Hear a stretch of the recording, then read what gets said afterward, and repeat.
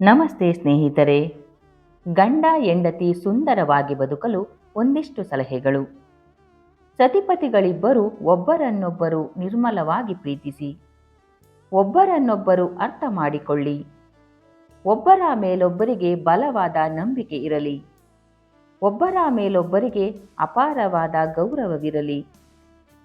ನಿಮ್ಮ ಸಂಗಾತಿಯ ಮನಸ್ಸಿನ ಭಾವನೆಗಳಿಗೆ ಸ್ಪಂದಿಸಿ, ಇಷ್ಟ ಕಷ್ಟಗಳಿಗೆ ಬೆಲೆ ಕೊಡಿ. ಸತಿಪತಿಗಳ ನಡುವೆ ಸುಳ್ಳಿನ ಗೋಡೆಯನ್ನು ಕಟ್ಟದಿರಿ.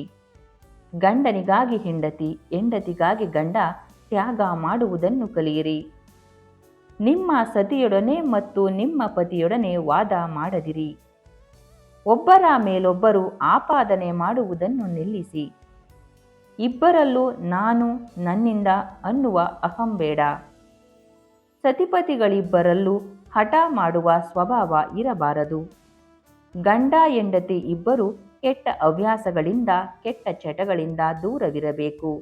ಕೆಟ್ಟದ್ದು ಯಾವುದೇ ಆಗಲಿ ಜೀವನವನ್ನು ಹಾಳು ಮಾಡಿಬಿಡುತ್ತದೆ. ದಾಂಪತ್ಯ ಜೀವನದಲ್ಲಿ ಮೂರನೇ ವ್ಯಕ್ತಿಗೆ ಅಂದರೆ ಪರಸ್ತ್ರೀ ಮತ್ತು ಪರಪುರುಷನಿಗೆ ಮಧ್ಯೆ ಬರಲು ಅವಕಾಶ ಕೊಡದಿರಿ. ಹೊಂದಾಣಿಕೆಯಿಂದ ಜೀವನ ನಡೆಸಲು ಬೇಕಾದ ತಿಳುವಳಿಕೆ ಇಬ್ಬರಲ್ಲೂ ಇರಬೇಕು. ನನ್ನ ಗಂಡ, ನನ್ನ ಹೆಂಡತಿ, ನಮ್ಮ ಮಕ್ಕಳು, ನಮ್ಮ ಮನೆ, ನಮ್ಮ ಸಂಸಾರ ಅನ್ನೋ ಜವಾಬ್ದಾರಿ ಇರಬೇಕು. ವಿರಸ ಬಂದಾಗ, ಜಗಳ ಬಂದಾಗ ಒಬ್ಬರಿಗೊಬ್ಬರು ಸೋಲಬೇಕು, ಮೌನ ವಹಿಸಬೇಕು. ಸತಿಪತಿಗಳಲ್ಲಿ ರಸಿಕತೆ ಕೂಡ ಪ್ರಮುಖ ಪಾತ್ರ ವಹಿಸುತ್ತದೆ.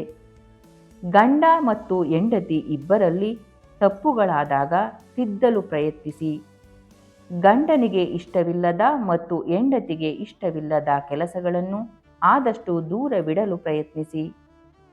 ಸಣ್ಣ ಸಣ್ಣ ತಪ್ಪುಗಳನ್ನು ಎತ್ತಿ ಆಡಬಾರದು. ನಿನಗಾಗಿ ನಾನು, ನನಗಾಗಿ ನೀನು ಎನ್ನುವ ಅಪಾರವಾದ ಆತ್ಮವಿಶ್ವಾಸವಿರಲಿ.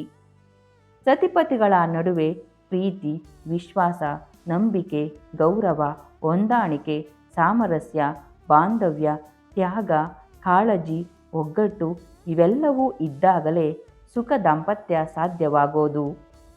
ಬದುಕು ಹಾಲು ಜೇನಿನಂತಿರಬೇಕೇ ಹೊರತು ಹಾವು ಮುಂಗುಸಿಯಂತಾಗಬಾರದು. ಅಪಾರ್ಥ ಮಾಡಿಕೊಂಡು ಜೀವನ ಹಾಳು ಮಾಡಿಕೊಳ್ಳದೆ ಒಬ್ಬರನ್ನೊಬ್ಬರು ಅರ್ಥ ಮಾಡಿಕೊಂಡು ಜೀವನವನ್ನು ಸುಂದರವಾಗಿಸಿ. ಈ ವಿಡಿಯೋ ಇಷ್ಟವಾದಲ್ಲಿ ಲೈಕ್ ಮಾಡಿ, ನನ್ನ ಚಾನಲ್ಗೆ ಸಬ್ಸ್ಕ್ರೈಬ್ ಆಗಿ. ಧನ್ಯವಾದಗಳು ಸ್ನೇಹಿತರೆ.